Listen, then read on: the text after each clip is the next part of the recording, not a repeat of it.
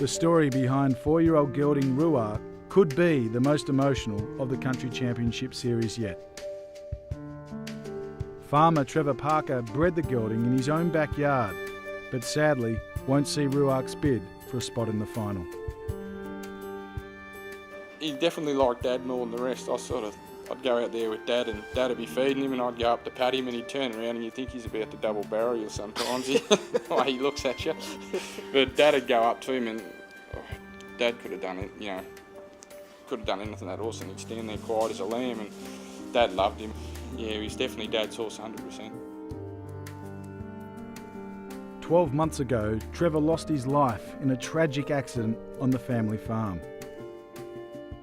The situation was there's a bore there supplying water to tanks which feed troughs around the property, and for 8 or 10 years the job was just to go down there and you start a generator which runs a pump and it fills the tanks from the place and everything's got water, and that's been done for, as I said, 8 or 10 years. And then one day Dad went down there. I remember it makes me a bit sad, the last conversation I had with him, it wasn't an argument, but it was I rang him half an hour before the accident and I was complaining about something that happened to me up on the farm and something wasn't working out and it was annoying me, and Dad was, helpful as ever, and that was the last conversation I ever had with him. The next one was my sister to say that he was filling up the generator and something went wrong and it exploded and suffered some horrific burns, and 7 weeks later in the Alfred Hospital he passed away.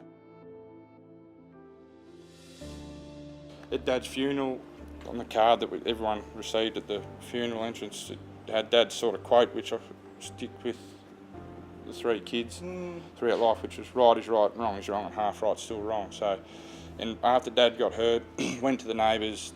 Dad got flown to Melbourne, and one of the neighbours went down to see what had happened.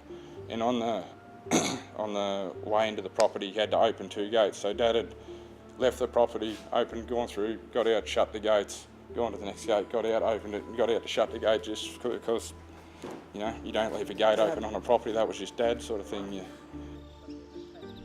Trevor's wife, Bernadette, fondly remembers the day Ruark was born. It was early morning and Trevor was already out in the paddock and she was foaling, and he wanted to be there. And it took more than 3 hours, and the foal was up on his feet, and he was videoing for most of that time the event.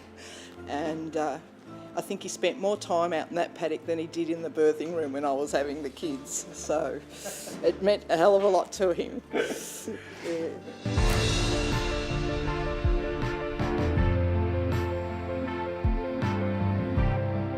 Yeah, he came here as a baby on his mother and he had some big joints and a few little dietary issues. Yeah, we just went through the normal run-of-the-mill, broken in here, educated here, in and out, in and out.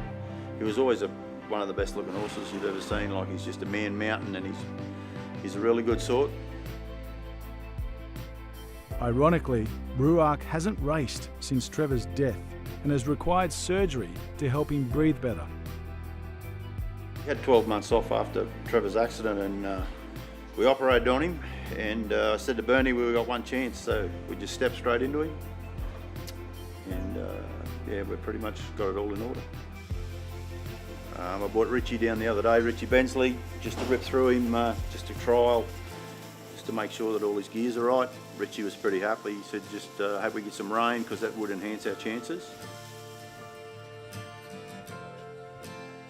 Cementing a spot in the Country Championship final would mean Trevor Parker's fairy tale stays alive. But it'd just justify all the effort that he put into it, wouldn't it? It'd be just lovely to see an outcome like that, and in memory. It would be in memory of Trevor too. It's a bit of a silver lining, the whole situation, I suppose. Yeah. That was to happen. Something positive that we can sort of look at. Yeah.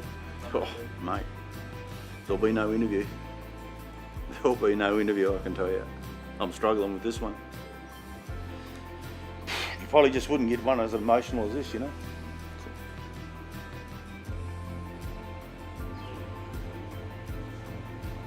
of a struggle then, mate.